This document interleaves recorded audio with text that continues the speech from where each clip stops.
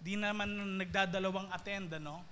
Na kung saan kailangan natin marinig yung message na ito para sa ganon tayo ay lumago sa ating spiritual life, hindi tayo manatiling bata. Sino dito yung gusto mo lumalaki ka? Hindi kayong nananatiling o tumatanda ng paurong. Sinong gusto nun? Sinong gusto nun? Lahat tayo gusto natin lumalaki, lumalago, amen? Dahil yun yung gusto ni Lord sa buhay natin. Tayo muna ay manalangin. Panginoon, dalangin namin sa hapon na ito, gabayan mo kami, samahan mo kami. At Holy Spirit, mangusap ka sa puso ng bawat isa. Baguhin mo kami, Panginoon, from the inside out. At ganun din, kumilos ka sa aming kalagitnaan in Jesus' name. Tayo lahat magsabi ng Amen and Amen. Sa last series break natin na ito, gusto ko po kayong tanungin, una sa lahat, kung ano yung goal nyo sa buhay. Meron ba dito mga may pangarap? No? O kaya, bakit ba ginagawa mo ang bagay na yan? Bakit ka nag-aaral ngayon? Ano yung goal mo sa buhay? Bakit ka nagtatrabaho? Ano yung gusto mong marating? Bakit ka pumasok sa isang relationship ngayon? Ano yung goal mo sa buhay? Alam niyo po, pag wala tayong goal sa buhay, baliwala ang ating buhay. Kung walang goal ang buhay mo, sinasayang mo ang buhay mo. Bakit? Kasi walang final destination kang pupuntahan at walang reason para ka mabuhay. Kaya po, ang bawat isang Kristiyano, meron tayong goal sa ating buhay. Sabihin nga natin, goal! At walang iba kung hindi magkaroon tayo ng true success. Sabihin nga natin yon, true success. At sa isang Kristiyano po, ang true success ay maging ikaw ang gusto ng Diyos na maging ikaw. At gawin mo ang gusto ng Diyos na gawin mo. Para pagdating niya, sasabihin niya sa iyo, well done, my good and faithful servant. Enter into the joy of your master. Pwede ba natin ulit basahin tayo lahat sabay-sabay ngayong hapon na ito, yung unang sentence, maging ikaw. Ready, read, 1, 2, 3, go. Maging ikaw ang gusto ng Diyos na maging ikaw. At gawin mo ang gusto ng Diyos na gawin mo. Kilala ba ho natin ang ating mga sarili? Alam ba natin kung sino talaga tayo? Walang iba pong makakapagturo sa atin kung sino talaga tayo kundi ang ating Creator. And we can only find paano ba tayo mabuhay through the Bible. Kaya nga po, merong isang story, ewan ko kung alam nyo ito, pero nung ako po ay bata, kahit 7 years old, mahilig po ako magpakwento kina Bishop, kina Rev, bago matulog. Minsan, antok na sila, ginigising ko pa. Nung bata ako, sabi ko, Ma, Pa, kwentuhan nyo naman ako. Ewan ko kung familiar kayo sa story na ito, na isang eagle na lumaki na parang manok. Alam niyo ito? Familiar kayo? Sino sa inyo nakarinig na nito? Okay, maraming hindi pa. Alam niyo yung story na ito, merong isang itlog ng eagle na kung saan napadpad sa puro mga maliliit na chicken or chicks.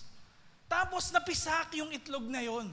Paglabas, kakaiba yung kulay, kakaiba yung itsura sa lahat ng mga chicken. At ngayon, merong isang tinatawag na naturalist, siya yung nag-aalaga sa mga to, nakita niya, hinayaan niya lang, na napasama yung eagle sa mga chicken. So kalaunan, kung ano yung kinakain ng mga chicken, ganun din yung kinakain ng eagle na ito, ng maliit na eagle na ito. At ganun din naman, nagtataka tuloy yung eagle, yung mga kasama niyang manok, nung lumaki, kaya nilang magtiktilaok. Sabay-sabay nga tayo. 1, 2, 3, go. O, di ba? Ganyan, ano? Pero alam nyo, yung eagle, iba yung ano niya. Iba yung ganun niya, yung hindi kahit gawin niya na tiktilaok, hindi. Iba yung sigaw niya. parang sumisipol. And then, kita niya yung mga manok, di ba? Mababa lang yung lipad. Siya, mababa lang din yung lipad. Akala niya, manok siya. Nung nakita po ng isang naturalist, yung mga alaga niya ito, na mga chicken, tsaka yung eagle, sabi niya, parang may mali. Lumaki yung eagle na parang manok. Ibig sabihin, hindi kilala ng eagle kung sino siya. And lahat po tayo ganon. Anong masasabi natin sa bagay na ganon? Abnormal, tama? Tama? Abnormal. Bakit? Kasi hindi normal para sa isang eagle na mamuhay na parang manok. Ganon din ang buhay ng bawat isa sa atin. Kaya kailangan alam natin yung identity natin. Sino ba tayo? Kung tayo ay nilikha ng Diyos, anak ng Diyos, alam natin kung sino tayo. Hindi ka unggoy. No? Hindi ka bato. Meron kang halaga. Ikaw ay tao, made in the image of God. Kaya, ewan ko kung mahilig kayo sa mga anime or drawing, pero ewan ko kung alam nyo to, ganito yung itsura ng abnormal. Kita nyo, ang cute-cute kahit gano'n pa yung ka-cute, pero tignan nyo, anong mali sa kanya? Anong mali sa kanya? Ang haba ng kamay, di ba? Pag nakita nyo, oo nga, cute nga, mataba pisngi, di ba? Pero yung kamay niya naman hanggang, dali nyo, sayad sa pao. O ito pa. Ang liit ng katawan, tapos ang laki ng ulo. Di ba? Hindi pwedeng ganyan. Kasi bakit? Ano yan? Ang tawag natin dyan, abnormal. Hindi yan normal. At ito pa, kahit gaano ka pa kamaskulado, ganda ng katawan mo, ang liit naman ng ulo, di ba? Maganda ba tignan? Maganda tignan? Hindi. Ganyan ho, ang itsura ng isang abnormal. Bilang Kristiyano, tayo ay tinawag na magkaroon ng balanseng pamumuhay. Balanse po in a sense na, pag nakita tayo, next slide, si God sa buhay natin, kumikilos siya sa family natin, sa ministry natin. Pag sinabing ministry, yung ginagawa natin para kay Lord, trabaho natin, at iba pang mga bagay. Balanse ang nangyayari sa buhay natin.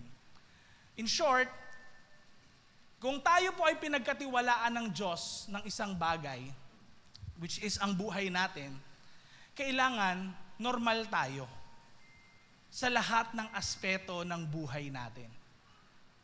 Now, of course, hindi po natin yan masasabi pagdating sa oras. Huwag ho natin isipin na ang balanseng pamumuhay bilang isang Kristiyano ay nababatay sa oras. No? Ilang oras ba sa isang linggo? 168. Ngayon, tignan natin. Kung ikaw ay nagtatrabaho or pumapasok sa school, pwede nag-i-spend time ka sa trabaho or sa school ng 40 to 48 hours. Hindi ko alam. Pero syempre, ngayon, sa panahon na to, di ba, magta-travel ka sa work, sa loob ng isang linggo. Minsan, traffic pa, baha, di ba? Ang tagal ng biyahe. Pwedeng 10 to 20 hours ang biyahe mo kada linggo. Pag natutulog ka, sabihin natin, wow, ang ganda ng tulog mo. 7 hours, 8 hours a week, o 6 sabihin natin. Baka meron kang 56 hours of sleep.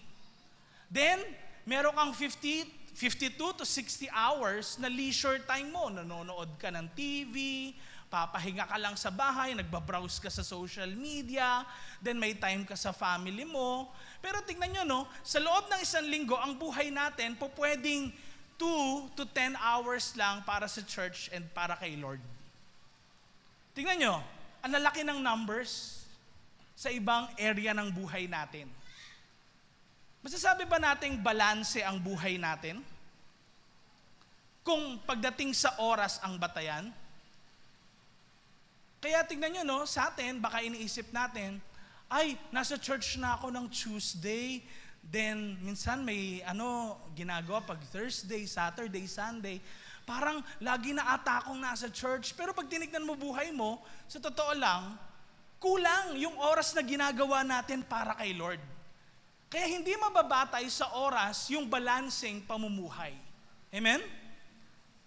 Hindi sa oras makikita kung balanse yung buhay natin. Ngayon, paano natin po malalaman ang balancing buhay natin kung talagang successful tayo sa ating buhay? Ito yun. Next, ayan. Basahin natin sabay-sabay. 1, 2, 3, go. Ang success sa pagbalanse ng buhay, sabay po kayo, 1, 2, 3, go. Ang success sa pagbalanse ng buhay ay tumutukoy sa paglago at paglaki. Ano yun? Growing in English. Improving. Becoming better. Increasing. Kung sa pamilya mo yan, mas nagiging mabuti kang tatay. Mas nagiging mabuti kang anak. Kung ikaw ay estudyante, mas nagiging mabuti kang estudyante. Kung ikaw ay empleyado, mas nagiging better ka na empleyado. Kung ano man yung ginagawa mo sa buhay, nag-i-increase ka. Yun ang balancing pamumuhay at normal na pamumuhay bilang isang Kristiyano. Sa Luke chapter 2 verse 52, si Jesus, tignan niyo po, lumaki si Jesus na malakas at matalino, nasa kanya ang blessing ng Diyos, at natutuwa ang mga tao sa kanya. Alam niyo yung word na lumaki dyan, is actually sa Greek word niya, pag binasa sa original na word, ay prokopto. Sabihin nga natin yon. Pag sinabing prokopto, tumutukoy yan sa hindi simple na paglaki. May ginagawa ka. Parang halimbawa, kung merong mga halaman na nakaharang, talagang ginagawan mo ng paraan. Kaya si Jesus, nag-aaral din siya, maigi, nagme-memorize din siya, ginagawa niya, pinag-aaralan niya lahat ng bagay na dapat matutunan ng isang tao. Kaya ganun din tayo bilang isang Kristiyano. Kailangan gawin natin lahat para lumago tayo bilang isang Kristiyano. Hindi yan yung parang basta umattend ka na lang every Sunday. Hindi ho nakukuha yun sa ganun. Kaya tignan nyo, si Paul pagdating sa Ephesian believers, nagsabi ng ganito. Tignan nyo, sabi nyo, para mas lumago pa tayo sa lahat ng aspeto at maging kagaya tayo kagaya daw nino? Kasi si Christ lumaki. Amen? Hindi siya nanatiling bata. Hindi siya nanatili na parang tumanda ka pero paurong. Hindi siya ganon. Siya ang head natin, sabi ni Paul. Dahil kay Christ, nagsasama-sama ang bawat parte ng buong katawan at connected ang mga ito sa isa't isa sa tulong ng mga joints. So kung maayos ang kondisyon ng bawat parte, lumalaki at tumitibay ang katawan dahil merong pagmamahalan. Kaya ngayon, ang bawat isa sa atin may contribution sa katawan ni Kristo or sa body of Christ. And wala tong kinalaman sa pera. Wag ho natin isipin na, ay, nagbibigay naman ako ng tithes and offering ko sa church, nagsusupport naman ako pag mayroong mga nangangailangan. Ang contribution po natin ay para sa health ng body of Christ. Ano yun? Kailangan lumago ka sa lahat ng aspeto, hindi lang sa pag-iisip, kundi sa gawa, sa pananalita, sa pamumuhay. Dahil malapit na po kasing dumating si Jesus. Ito po ang topic natin ngayon, succeed in being faithful stewards. Again, sabay-sabay nating basahin na may malakas na tinig. 1, 2, 3, go. Succeed in being faithful stewards. Now, alam niyo po, babalik si Jesus. Napaka-clear po sa scriptures na muli siyang babalik. Pero hindi siya magkakatawang tao kung hindi ipapakita niya yung glory niya bilang Diyos. At lahat po ng mga tao ay hahatulan niya. Kaya, gano'n na lang, curious yung mga disciples ni Jesus. Tinatanong nila si Jesus, tignan nyo po sa Matthew chapter 24, verse 3. Sabi, habang nakaupo si Jesus sa Mount of Olives, tinanong siya ng mga disciples, habang sila lang ang magkakasama, ano po ang mga signs ng pagdating niyo uli at ng katapusan ng mundo? Tignan niya, ano yung senyales, Lord, na dadating ka ulit? At kailan matatapos ang mundo? Katulad po na sinasabi ko, lahat merong goal. Lahat merong end point. Lahat, ang bawat isa sa atin bilang Kristiyano, darating po yung time, haharap tayo sa Diyos na buhay. Whether we like it or not, haharap tayo lahat sa Diyos. And alam niyo po, makikita natin sa Matthew chapter 24 and 25, na yung theme dito ay, sabi ni Jesus, kaya dapat lagi kayong handa. Kasi dadating ang Son of Man sa oras na di nyo ine-expect. Hindi sinagot ni Jesus ano yung talagang sign, ano yung mga dapat mangyari na, ganito mangyayari sa taong 2000 ganyan. Hindi niya sinagot pong ganon. O kaya, hindi sinagot ni Jesus na, okay, kapag bumukas ang langit, bumaba ako, yan na. Hindi. Ang sabi ni Jesus, tignan niyo po, dadating siya sa oras na hindi nyo ine-expect. Gugulatin ka ni Jesus. Ito yung pwedeng hindi natin alam. Bilang Kristiyano, dadating si Lord sa oras na hindi mo ina-expect. Kung paano ang bahay mo kapag halimbawa merong kang bisita, alam mo dadating, anong gagawin nyo, di ba? Lalabas nyo yung mga bagong plato o kaya yung mga tinago nyo pa nung unang panahon, yung mga ginto na plato, yung mga kutsara na silver, di ba? Bakit? Nagpe-prepare ka dahil alam mong dadating. Pero pag may surprise, anong sabihin mo? Ay, wag muna, magulo yung bahay namin eh. Unfortunately, hindi natin masasabi kay Jesus na, Lord, wag ka muna dumating, hindi pa ako ready. Dadating daw siya saan? Oras na hindi nyo ina-expect. And meron pong pinagkatiwala ang Diyos sa bawat isa sa atin. Maraming bagay pinagkatiwala ang Diyos sa atin. Ano yun? Buhay mo, pinagkatiwala niya. Paano mo pinapamuhay ang buhay mo? Marami hong pinagkatiwala ang Diyos sa atin, hindi lang basta buhay natin, oras din natin, di ba? At napakaraming mga bagay, katulad din ng pera. Panahon at marami pang iba. Lahat po yun, doon tayo hahatulan ng Diyos. Dahil tayo ay katiwala lamang. Kaya po, pag-aaralan natin ngayong hapong ito, ang 3 P para maging faithful stewards. 3 P's to be faithful stewards. Una, principled. Sunod, prepared. And then sunod, productive. Again, sabay-sabay nating basahin. Principled, prepared, productive. Dito muna tayo sa unang P, tinatawag na principled.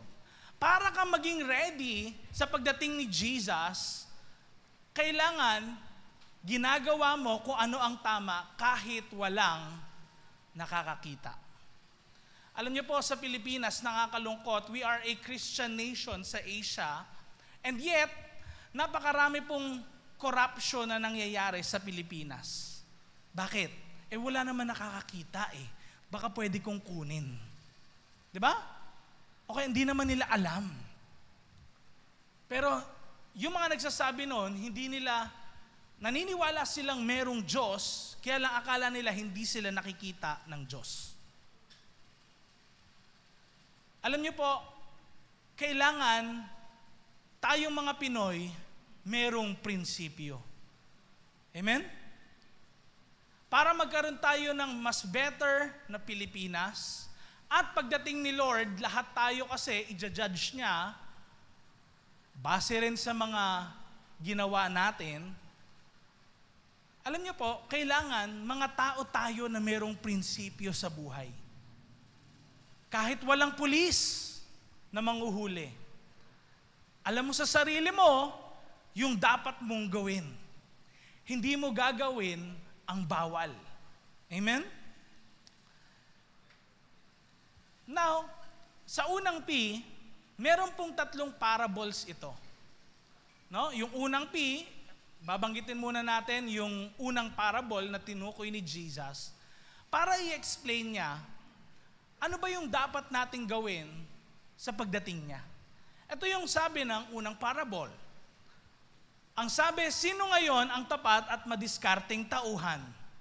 Siya yung gagawing in charge ng amo niya sa pamamahala ng iba pang tauhan para asikasuhin ang pagkain nila sa tamang oras.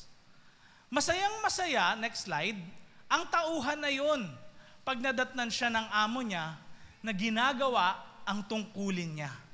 Sinasabi ko sa inyo, gagawin siyang in charge sa lahat ng properties ng amo niya. In short, kung talagang faithful yung tao na ito, kahit hindi niya alam, akala niya yung amo niya matagal pang dadating. Then nakita na ginagawa talaga nung trabahador na to, yung tungkulin niya, ano daw sabi? Gagawin siyang in charge sa lahat ng properties ng amo niya. In short, re-rewardan itong taong ito. Pero, tingnan nyo, sabi, verse 48, pero kung masama siyang tauhan, sasabihin niya sa sarili, matagal pa naman bago bumalik ang amo ko. Kaya sisimulan niyang bugbugin ang mga kapwa-tauhan, kakain siya at makikipag-inuman kasama ang mga lasinggero. Now, tingnan niyo po yung naka-highlight dyan na matagal pa naman bago bumalik ang amo ko. Bakit? Ano pong sinasabi dyan talaga? Alam po natin na si Jesus ay namatay at nabuhay 2,000 years ago na po ang nakakalipas. Hindi lang ho yan nangyari 10 years ago. Ilang taon? 2,000 years. Kaya tayo namumuhay sa CE or Christian era. And alam niyo po, ang tagal na marami nagsasabing babalik si Jesus. Actually nga, pag binasa natin yung Bible, akala din po ng mga disciples, saglit lang, babalik lang din agad si Jesus. Pero tingnan nyo sa oras na to, sa panahon na ito, sa taong ito, 2024 na. Magdi-December na, malapit na mag-2025. Pwedeng marami sa atin, o maging mga kaibigan natin, or nakikita natin sa social media, mga nagsasabing, kailan darating si Lord? Ang tagal naman, 2,000 years na ang nakakalipas, nasa na siya? Baka hindi naman siya talaga darating. Again, katulad ng basa natin kanina, darating si Lord sa panahon na hindi natin inaasahan, ine-expect. Siguro yun yung panahon na, darating pa kaya siya? Ang tagal na ng panahon eh. Baka pwedeng i-enjoy ko naman yung buhay ko. Kaya tignan nyo po, para ka maging faithful steward ni Lord, kailangan datnan ka niya na ginagawa mo yung talagang tungkulin mo.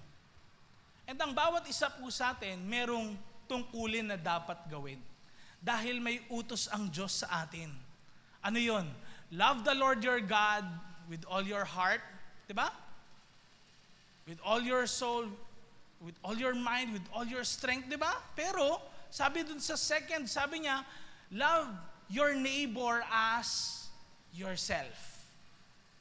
Pero dito, makikita natin sa parable na ano daw nangyari. Next slide. Kaya sinimulan niyang bugbugin ang mga kapwa tauhan. Sinimulan niyang bugbugin. Ano to? Ano ibig sabihin nito? Dadatnan po ba tayo ng Diyos na namumuhay na umiibig sa kapwa? Darating si Lord eh. Pero teka, dadatnang ka ba niya, baka meron kang sama ng loob? Dadatnang ka ba niya na ginagawa mo yung tama sa kapwa mo? Oo, madali sa atin kasi gumanti. Yun yung natural. Pero dito natin makikita, bakit nga kaya si Lord nagsasabing mahalin mo? Lagi, di ba, kapag merong sumakit sa atin, merong umagrabyado sa atin, gusto kaagad natin bigwasan, balikan, gantihan. Yun yung natural natin sa puso natin. Pero something supernatural, ay teka, yung gumawa sa'yo ng di maganda, of course, mahirap yun. Yung hindi mo gagawan pabalik. Na kahit tayo mga Pilipino, pag binato ka ng bato, batuhin mo ng tinapay, may pagbato pa rin eh.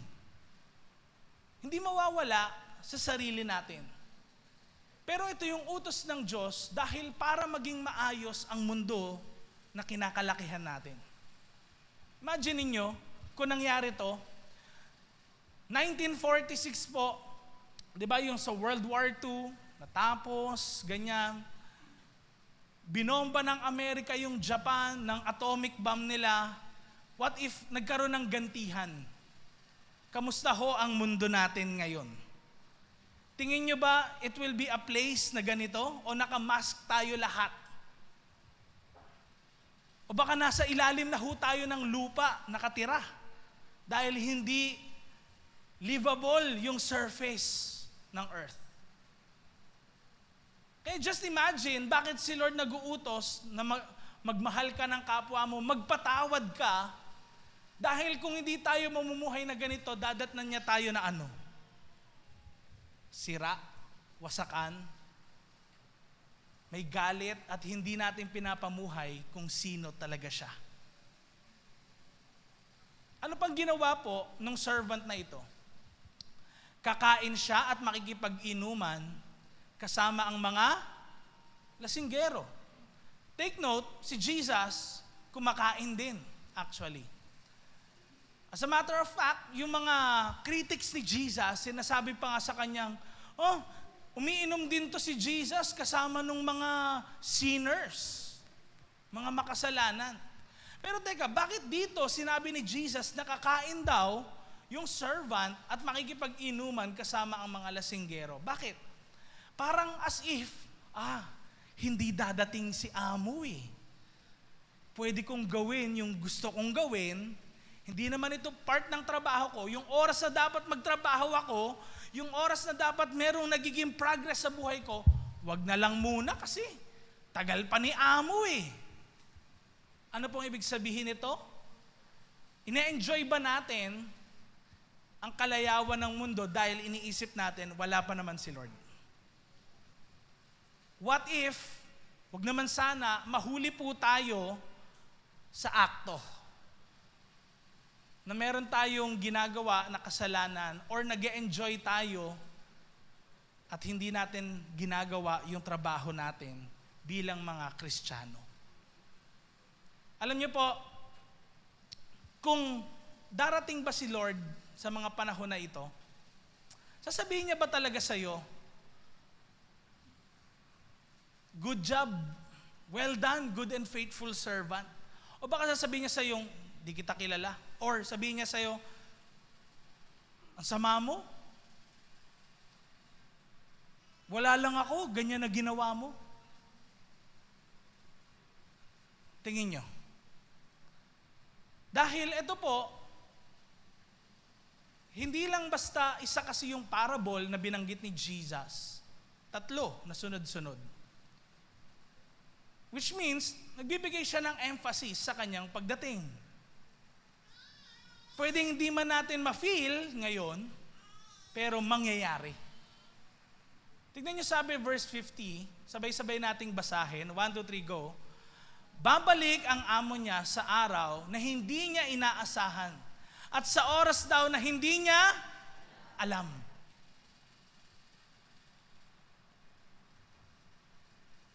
Yun ba yung panahon? Kung darating si Lord, baka mamaya, pagtapos ng preaching ko, di ko po alam. Baka darating si Lord after a few days, few months, few years. Hindi ko alam eh. Wala naman nakakaalam, wala naman exact date. Pero for sure, dadating siya. Ang tanong nga lang, ready ka ba? Tanong mo nga katabi mo, ready ka ba?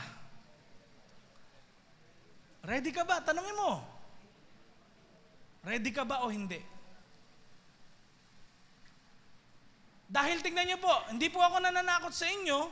Ito yung nakalagay sa Bible. Tignan niyo po, next slide. Verse 51, sabay-sabay nating basahin. 1, 2, 3, go. Grabe ang magiging parusa sa kanya ng amo niya at palalayasin siya kasama ng mga mapagkunwari, hahagulgul siya at manginginig sa sobrang hirap. Tingnan niyo po, grabe daw ang magiging parusa saan? Sa servant ng amo niya. Walang iba po dyan kundi ang servant tumutukoy sa bawat isa sa atin. Ano daw kaparusahan? Tingnan nyo, kakatayin. Yun yung word talaga nakatumbas dun sa magiging parusa na yun. Hindi po biro yun. Dahil bakit? No ako po ay 13 years old, nakita ko po kung paano katayin ang isang baboy. Nakita nyo na ba paano katayin isang baboy? O nakita nyo lang chop na? Nakita nyo na? Sino dito nakakita na? Come on. O may mga ilan. Ano, paano kapag kinakatay ang baboy? Hindi umiiyak? Umiiyak, di ba? Tapos, ang lakas. Parang, kung meron ho kayong mga baby na gutom, parang ganun. Tapos grabe, hindi lang basta gutom, yung pakinig. Yung nakikita mong nararanasan din ng isang baboy. Parang ganun, di ba? Parang chinachop, kinakatay. Yun yung parusa. Bakit? Dahil hindi naging faithful ang servant sa amo niya. Kaya tignan niyo po yung sabi, kasama ng mga mapagkunwari. Alam niyo po, mahirap magkunwari. Sa totoo lang. Kaya po ina-encourage ko kayo lagi eh. Sinasabi natin dito lagi, kami ni na Bishop, huwag niyo ho kaming titignan na parang wala kaming kasalanan. Lahat po tayo dito sa totoo lang. Wala namang tao sa mundong walang kasalanan eh. Pero kaya tayo nasa church, hindi dahil sa perfect ka. Kaya tayo nasa church dahil kailangan natin si Jesus sa buhay natin. Amen?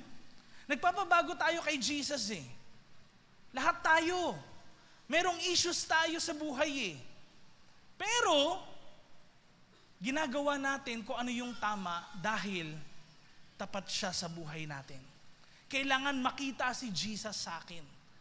Tinawag ka ngang Christian eh. Christ. Yung name ni Christ nasa iyo. Dala-dala mo.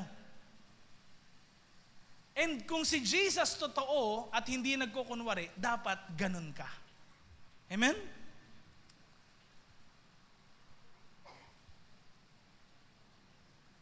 Kaya ask yourself, mga kapatid, pagkakatiwalaan ka ba ng Diyos sa mga bagay na iniwan niya sa iyo? Lahat ho tayo, may mga bagay na pinagkatiwala ang Diyos sa atin. May reason kung bakit nasa school ka na yan. Seryoso. May reason bakit nasa pamilya ka na yan. Ba't hindi sa iba? May reason bakit ganyan yung bank account mo ngayon. May reason bakit ganyan yung perang tinatanggap mo. May reason kung bakit, next slide, pwedeng nasa isang relationship ka ngayon. May reason. Bakit yan yung partner mo? May reason kung bakit nasa isang family ka. May anak ka na, o kaya ikaw ay anak, buhay pa yung parents mo, o pwede namang wala na sila, pero may mga members ka na ibang family na kasama mo. May reason kung bakit. Iniwan niya sa iyo yung mga taong yan dahil tinetest tayo ni Lord kung tayo ay mapagkakatiwalaan sa mga nilagay niya sa buhay natin. Amen? Kahit din, yung katabi mo ngayon, Tignan mo yung katabi mo. May reason kung bakit katabi mo yan ngayon. May reason. Yung mga church members natin, may reason din kung bakit dito ka sa church at hindi ka sa iba. Bakit nga ba nandito ka? Ba't dito ka dinala ni Lord? Ano yung reason na yon? Mapagkakatiwalaan ka ba sa relationships na binigay niya sa'yo? O lolokohin mo lang yung mga taong binigay niya sa'yo? Sisirain mo lang ba buhay nila o hindi? Bilang kapatid sa Panginoon, chichismisin mo ba sila o hindi? Sisiraan mo ba sila o hindi? Mumurahin mo ba sila o hindi? Bubugbugin mo ba sila o hindi? Bilang tatay, magiging mabuting tatay ka ba sa anak mo? Nagkaroon ka ng anak, yung ibang tatay di nagkakaroon, o ibang mga may asawa, di nagkakaroon ng anak.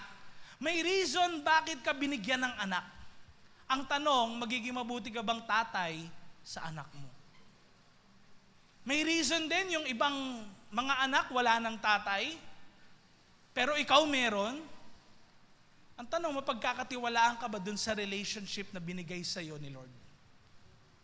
Dahil tandaan niyo po, again, sa lahat ng pinagkatiwala sa atin ni Lord, dun niya tayo i-judge. Amen? Next slide. Huwag natin po isipin na hindi tayo magiging accountable sa Diyos. Dahil lahat po tayo ay haharap sa Kanya. Yes, lahat. Walang exempted. Ang tagal mo man sa church, naglilingkod, ano man yung katayuan mo sa church, leader ka man, pastor ka man, bishop ka man, walang exempted. Lahat haharap kay Jesus. Kaya kung mag-isa ka lang, ask yourself, kapatid, gagawin ko ba ang tama? Pag walang nakakakita, gagawin ko ba kung ano yung kalooban ng Diyos sa buhay ko? Sa school, di naman alam ng magulang mo kung pumapasok ka talaga paglabas mo ng bahay. Gagawin mo ba yung tama? Papasok ka sa eskwelahan at hindi ka pupunta sa ibang lugar. Baka magkakating ka at hindi ka papasok. Kahit din sa trabaho, ganyan din.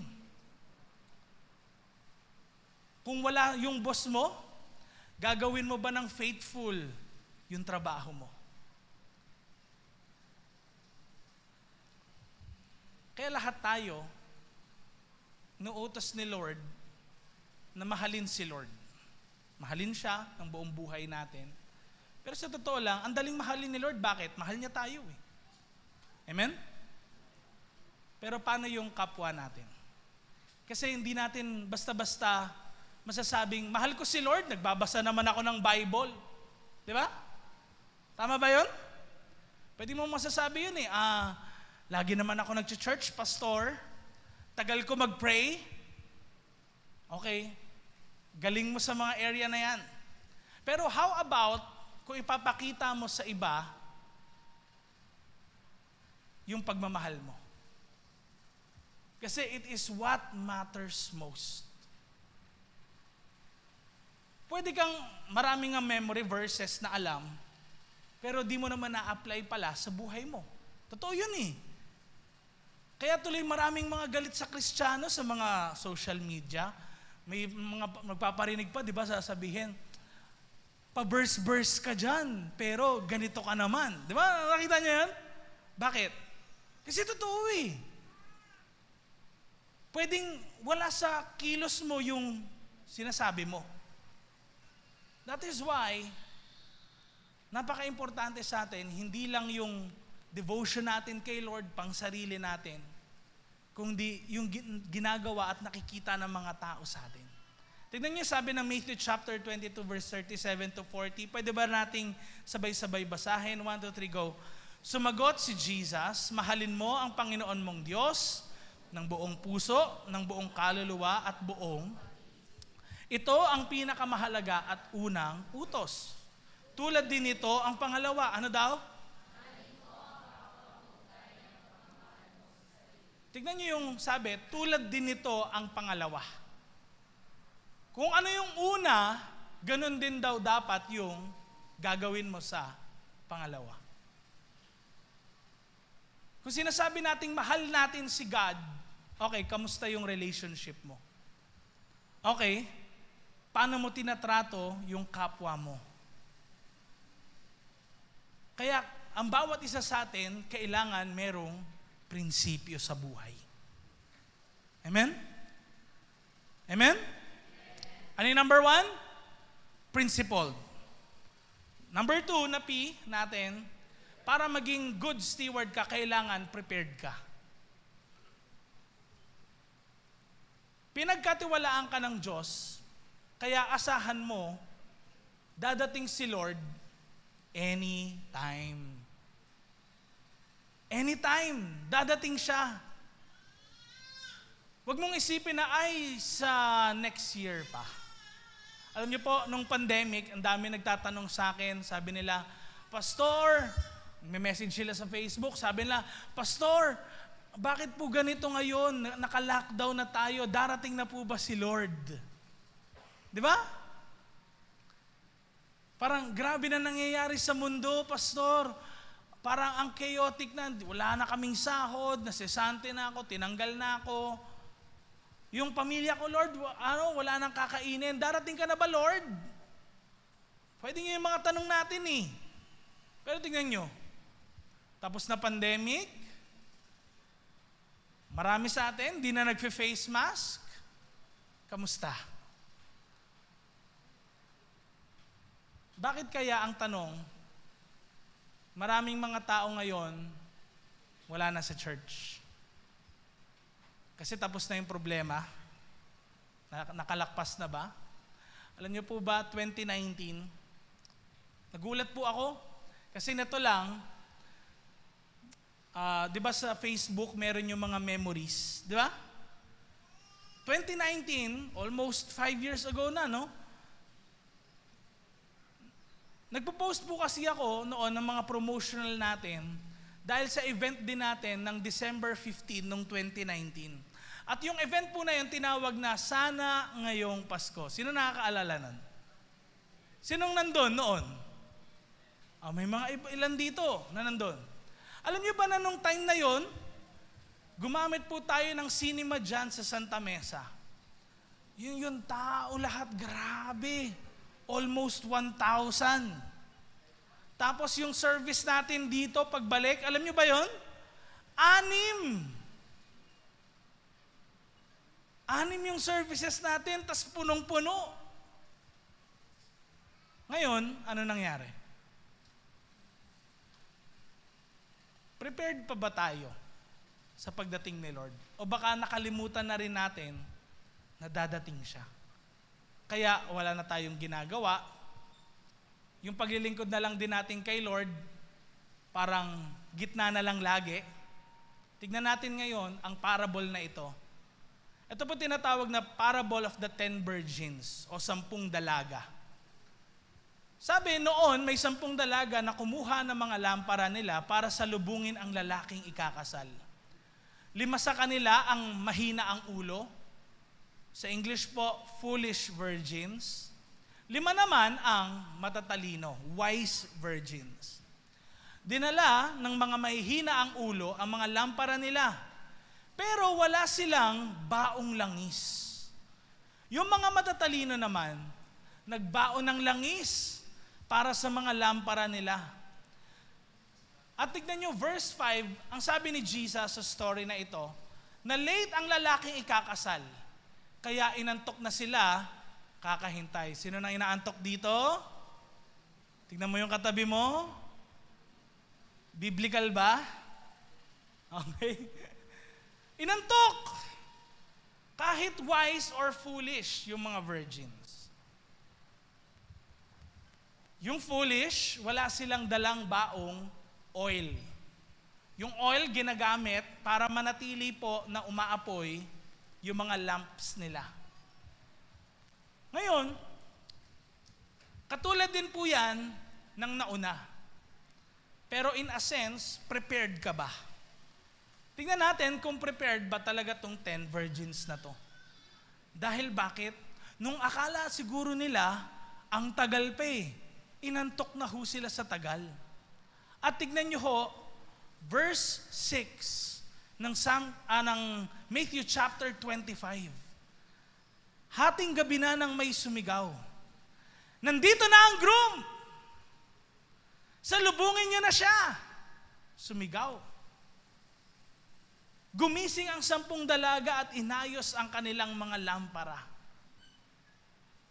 Talagang, na sila, no? Nagising talaga, may mga muta-muta pa sa mata. Di na nila alam kung anong nangyari. Yung alam niyo yun, yung parang, alam mo talagang tulog na tulog ka, tapos ginising ka. Ganun yung nangyari sa kanila. Tapos tignan nyo, no? Bakit ganito? Yung naging story, yung mga dalaga po noon, merong mga prosesyon silang ginagawa sa kasal. May mga ginagawa silang mga rituals na kailangan po yung lampara. At sa pagta-travel din nila, yun yung ginagamit. Kasi yung kasal, hindi ho ginagawa usually sa umaga, ginagawa ho usually sa gabi. Ano? So ngayon, tignan natin yung story. Anong sabi? Verse 8. Sabay-sabay nating basahin. 1, 2, 3, go.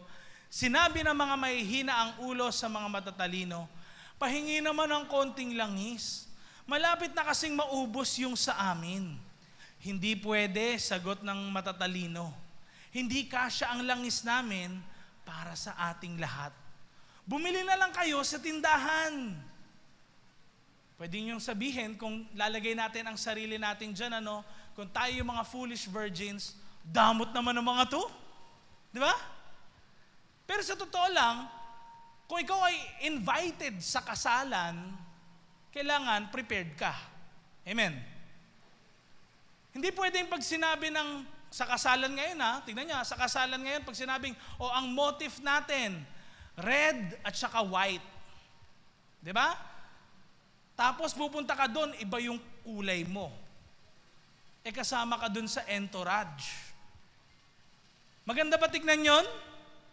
Hindi. Di ba? Nasunod, yung gusto mo, hindi yung gusto ng ikakasal. Parang ganito yan.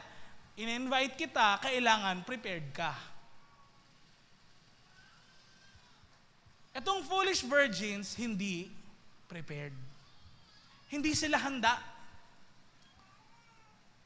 Tignan nyo to. Verse 10. Sabay-sabay nating basahin. 1, 2, 3, go. Kaya nga, bumili sila. Habang wala sila, dumating ang lalaking ikakasal. Nakapasok sa kasalan ang 5 nakapaghanda. Pagkatapos, sinara na ang pinto. Nung bumili sila, dun dumating, wala na silang nadatnan. Late sa oras. Now, tignan nyo. Kung maayos yung relationship nyo dun sa ikakasal, aagahan nyo ba? Rerespetuhin nyo ba yun? Magiging on time ba kayo? For sure, di ba? Sino dito naka-attend sa mga kasalan? Usually yung late, close ba yun? Hindi. Di ba? Pero yung close, yung mga kasama rin ng mga bride, groom, sa kasalan, sila yung mga maaga. Kasi bakit? Merong photoshoot, di ba? At saka nire-respeto nila yung ikakasal. Etong mga virgins na to, story to, pamamaraan nila 2,000 years ago, hindi sila prepared. Which means actually, ready yung mga wise virgins sa pagdating ng groom, pero hindi handa yung mga foolish virgins. A sign na hindi maayos yung relationship nila sa groom. Hindi maayos yung relationship nila. Tignan nyo ngayon. Verse 11 and 12. Ito po yung isa sa pinakamalungkot na verses na mababasa niyo sa Bible. Tignan niyo, sabi, no? Maya-maya, dumating na yung ibang dalaga. Sir, papasukin niyo po kami, sigaw nila. Pero sumagot ang lalaking ikakasal. Ano daw? Di pwede. Ano daw sabi? Akala ko ba, invited sila nung groom dun sa kasalan. Bakit hindi na sila kilala? It speaks of relationship. Kamusta yung relationship mo sa Diyos? Maayos ba? Kilala ka ba talaga ni Lord? O hindi ka niya kilala? Pwedeng kilala mo siya, kilala mo yung groom eh. Ang tanong, kilala ka ba niya? Kung kilala ka niya, alam niya, gagawin mo kung ano yung sinasabi niyang dapat mong gawin.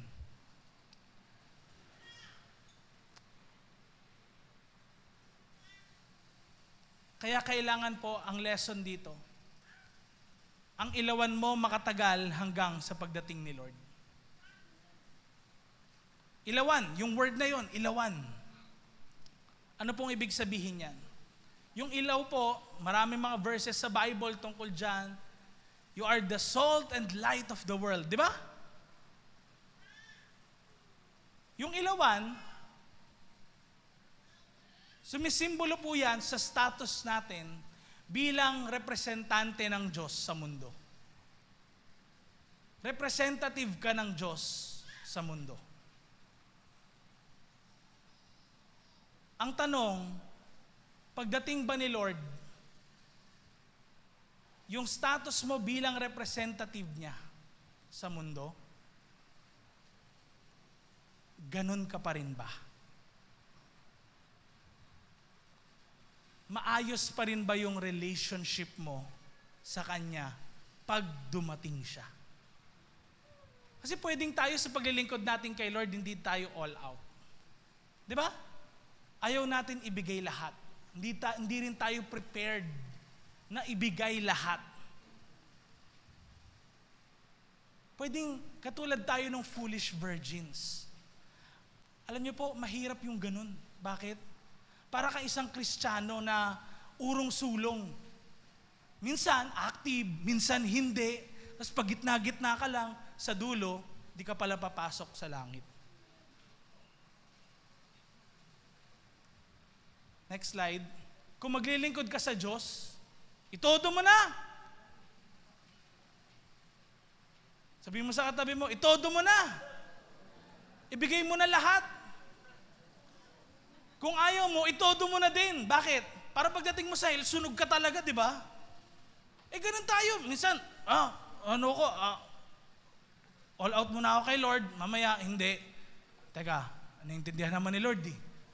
Tapos biglang sa huli, biglang dumating si Lord, binulaga ka. Gising ka ngayon, teka, bakit po Lord?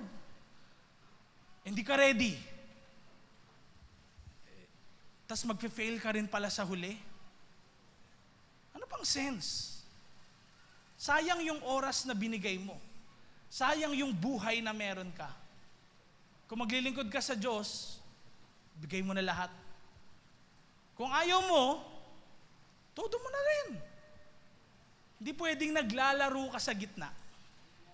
Sabi mo sa katabi mo, di pwedeng naglalaro ka sa gitna. Kasi sa huli, baka di ka umabot. Ayoko pong mangyari yon sa kahit sino man sa atin dito. Amen? Hindi ko po ito sinasabi sa inyo para manakot. Sinasabi ko po ito dahil warning ni Lord sa bawat isa sa atin. Kasama ako, warning din sa akin to ni Lord. Pag naglalaro ako sa gitna, baka di ako umabot. Ay, baka kasi okay naman, okay lang na di maging prepared, hindi all out. Dahil di ka all out, di ka prepared, baka di ka umabot. Ano yung unang P? Principled. Number 2? Number 3, last but not the least, productive. Anong sabihin nito? Ginagamit mo yung resources na meron ka, lahat ng meron kang available na resources para i-expand ang kaharian ng Diyos. Ano bang mga binigay sa iyo ni Lord? Ano mga bagay yon? Ano yung meron ka sa mga panahon na to? Bukod sa pera, anong meron ka? Buhay? Ano pa? Ano pa? May oras ka, di ba? Ano pa? May pamilya ka, may trabaho ka, may pag-iisip ka, may lakas ka. Ang tanong, yung mga bagay na binigay sa iyo ni Lord, ano yung maitutulong ko para sa paglago ng kaharian ng Diyos? Kasi ito yung goal natin eh.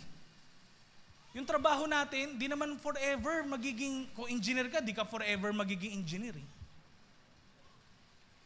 Nandiyan lang yan eh. Mawala rin. Pera mo nga, hindi nandiyan forever eh. Kahit mga membro ng pamilya mo, darating din yung time, may hiwalay din sila sa'yo. Hindi yan naglalast. Kaya yung goal natin sa buhay, kailangan ayusin natin. Bakit? Ano ba yung mga maitutulong ko para sa paglago ng kaharian ng Diyos? Talents na meron ka. Anong talento mo? Bakit meron kang ginintoang boses at hindi kalawang na boses? Para saan ba yan, yung boses na yan? Para lang kumanta ka ng mga malungkot na kanta ni Moira kapag na-broken hearted ka? Yun ba yan? Para dun ba yun? Pang-impress mo lang sa mga nanliligaw sa'yo o liligawan mo? Yun ba yan? Abilities. Ba't meron ka nagagawa na yung ibang di nila kayang gawin yun? Sa pera mo, sa time, lahat ng bagay na meron ka. Ano yung bagay na yun na meron ka na pwede mong maitulong para lumago yung kaharian ng Diyos? Kaharian ng Diyos, tumutukoy yon sa lahat ng area ng buhay natin na involve si Lord. At siya ay nakikilala ng lahat ng tao. Pwedeng sa church, pwedeng sa trabaho natin, na i-share natin si Jesus, at sa lahat ng ginagawa natin sa buhay. Tignan niyo po, ang sabi sa Matthew 25 verse 14 to 30. Ito po yung pangatlong parable.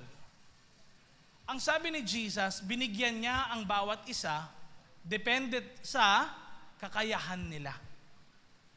Kaya, tignan niyo po, bakit ka pinagkalooban ng Diyos ng bagay na yan? Depende daw saan? Kakayahan. Huwag niyo hong isipin na parang, bakit ito lang yung akin? Ba't ito lang yung talents ko? Ba't yung iba meron nun? Ba't sa akin wala? Dahil depende po yan sa kakayanan natin. Kung meron ka nun, baka hindi mo kakayanin. Amen? Or darating din yung time, baka lumagurin yun sa buhay mo, yung ganong klase. Tapos, maging katulad ka rin ng iba. Pero tignan nyo tong parable na to na sinabi ni Jesus. Yung isang amo, nagbigay ng sa isa niyang servant, ng 5,000 gold coins. 2,000 naman sa isa. At 1,000 sa isa pa. Tapos, yung amo nila umalis na. By the way, yung gold coins po noon, yung 1,000 gold coins na yan, tumutukoy po yan sa earnings ng isang city sa loob ng isang taon. So in short, talagang malaking sum ng amount ng money. Now, tignan natin. Verse 16, anong sabi? Kumilos agad yung tauhan na nakatanggap ng 5,000 gold coins at ininvest niya yun. Kumita siya ng 5,000 pa. Verse 17, tulad ng nauna, kumita ng 2,000 pa ang tauhan na tumanggap ng 2,000 coins. Ano pong tinuturo nito sa atin? To whom much is given, much is required. Kung binigyan ka ni Lord ng madaming bagay,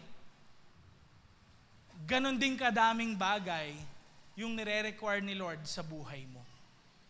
Binigyan ka ni Lord ng talento para tumugtog ng maraming instruments. Ang tanong, lahat ba yun ginagamit mo sa glory niya? Binigyan ka ni Lord ng mga anak. Ang tanong, lahat ba sila napapalaki mo ng maayos? Na may takot din sa Diyos. Binigyan ka ni Lord ng pagkakataong makapasok sa eskwelahan, na prestihiyosong eskwelahan, mataas na eskwelahan. Ang tanong, paano mo ginagamit yung pagkakataong binigay sa iyo na yon ng Diyos? Kasi hahanapin niya yung bunga sa binigay niya sa iyo. Anong madudulot nun sa mga tao sa paligid mo? Nakakilala ba sila sa Diyos o hindi? Nalalaganap ba yung pangalan ni Jesus o hindi? Matutuwa ba si God dahil doon ka nag-aral o mapapahiya siya? Tignan natin isipin natin yung mga bagay na yon. Dahil next slide, tignan niyo po, verse 18, sabay-sabay nating basahin, 1, 2, 3, go. Pero yung tauhan na nakatanggap ng 1,000, naghukay sa lupa at binaon ang pera ng amo niya. Binaon nung lalaking ito yung pera ng amo niya. Ginamit niya ba? Hindi. Kanino nga pala yung pera? Doon sa mga servants ba? O sa amo? Kanino? Sino nagsasabing sa servants? Sino nagsasabing sa amo? Sa amo. Lahat ng perang yun. Binigyan sila for free. Pero hindi ginamit.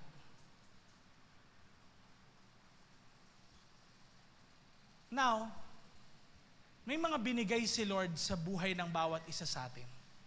Katulad din ng parable na ito. Binigyan niya tayo ng talento, abilidad, pagkakataon, opportunity sa ating buhay, buhay din natin mismo, pera, lahat ng area ng buhay natin. Binigyan niya tayo.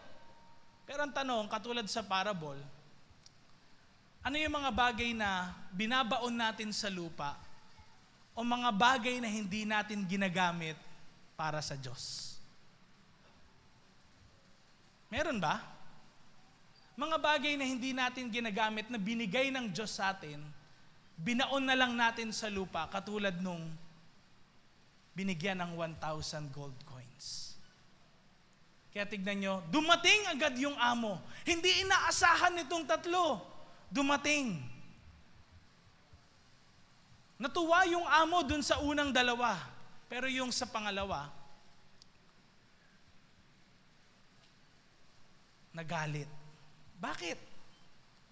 Sabi nung alam ko naman, kung ano yung di mo pinagtatrabahuhan, nakukuha mo yung yung part mo dun eh.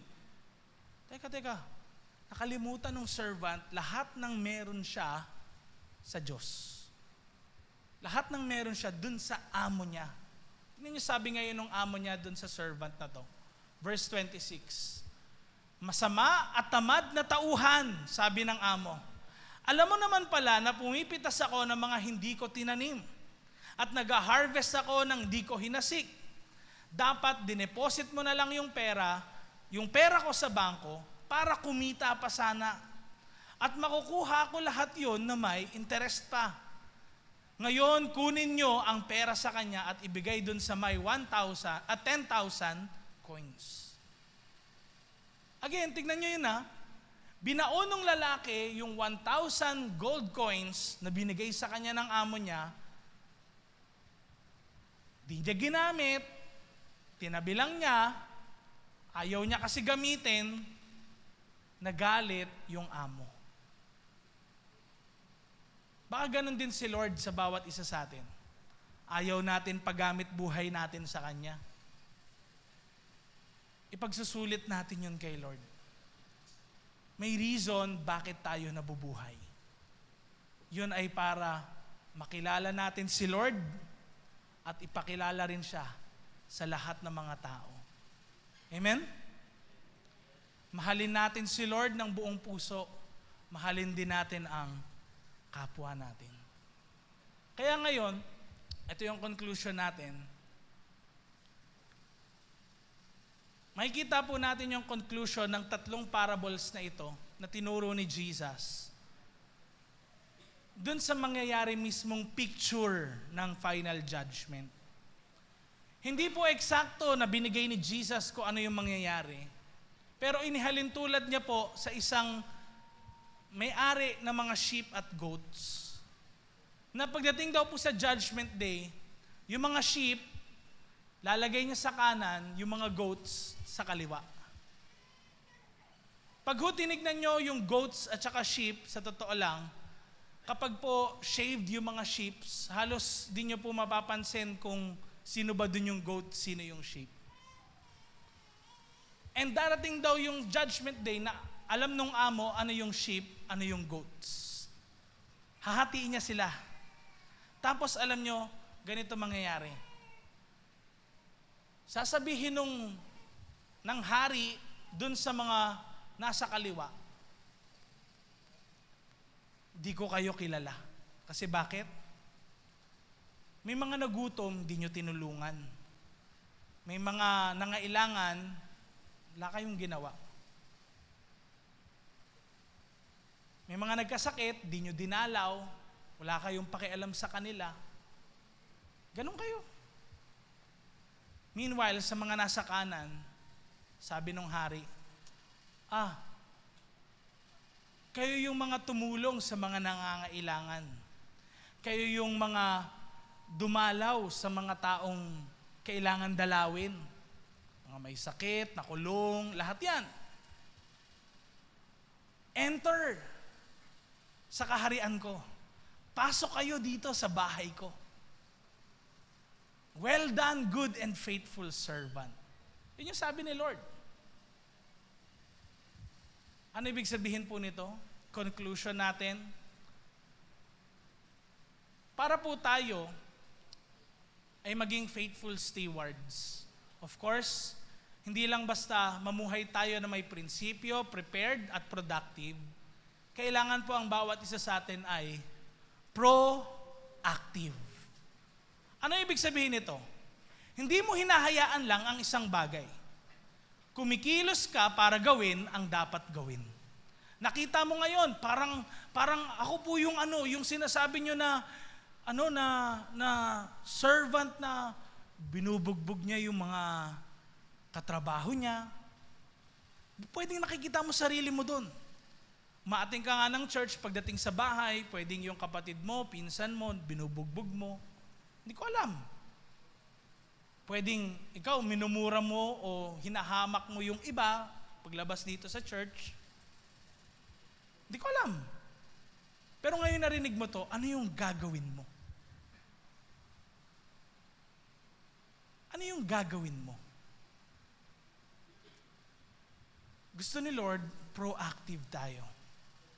Kung nalaman natin ngayon, baka katulad ako, pastor, nung foolish virgins. Di ako prepared. Tapos lagi akong parang nasa gitna lang kapag naglilingkod sa Lord. Parang minsan urong-sulong ako. Ano gagawin mo? Hayaan mo na lang? Hindi. Proactive. Ano ibig sabihin? Gagawin mo yung dapat gawin. Narinig ko yon, tatama ako. Amen? Narinig ko yung tungkol sa pagiging productive. Kailangan pala, gagamitin ko yung talents, abilities na meron ako, lahat ng binigay sa akin ni Lord para ipaglingkod ko sa Kanya. Kung di mo ginagawa yon, proactive. Ano yon? Kumikilos ako ngayon para gawin ang dapat gawin. Papagamit ko sarili ko kay Lord. As much as possible, kung magte-text lang ako sa bahay, magbabrowse lang ako sa social media, tas may service, aaten ako. Bakit? Ang buhay natin, hindi yung social media, ang buhay natin para kay Lord. Amen? Kung available ka naman ng ibang araw, tas meron tayong services, why not attend? Kung dati, lagi ka nalilate sa service, bakit hindi mo ngayon agahan? Amen? Kung dati, urong-sulong ka sa paglilingkod kay Lord, ba't ngayon hindi na all out ka na lang? Kasi kawawa ka naman kung urong-sulong ka, tapos dumating si Lord, nakita ka niya na binigla ka niya, tapos di ka pala ready ng time na yon, sayang. Proactive. Ngayon, ang tanong ko sa'yo, ngayon narinig mo tong message na to, anong gagawin mo? Parang sinihan na lang ba? Pagtapos ng napanood, wala na, uwi na. Ano kaibahan sa church? May mababago ba sa buhay mo? Mamaya, paglabas natin, may mababago ba sa buhay mo? Baka di ka na all out maglingkod kay Lord, hindi tulad ng dati. Actually, nung ginagawa ko po itong sermon na ito, hindi talaga ito yung tuturo ko. Prepared na po ito noon eh. Yung sermon ko noon, iba yung topic natin. Tapos 2 a.m., talagang nangusap si Lord sa puso ko. Talagang naramdaman ko yung conviction niya, na palitan yung sermon na ito. Gawa ko na eh. Pero bakit kaya niya pinapapalitan? Kasi alam niya, pag dumating siya, hindi tayo ready. Marami sa atin, baka bilang lang sa daliri yung ready. Hanggat buhay tayo at merong pag-asa, hindi pa dumadating si Jesus para i-judge tayo. Why not? I-prepare natin ngayon yung sarili natin para sa Kanya. Amen? Amen? Mahal ko kayo lahat. And ako rin, message din to sa akin. Huwag akong patumpik-tumpik lang. Kailangan, kung gusto kong ma-reignite yung fire sa buhay ko, susunod ako kay Lord mula sa araw na to. Di ko na pagpapabukas pa. Amen? Can we sing that song again? Lahat tayo ay tumayo. Reignite my heart to follow you. Come on, let's sing that song. Ready?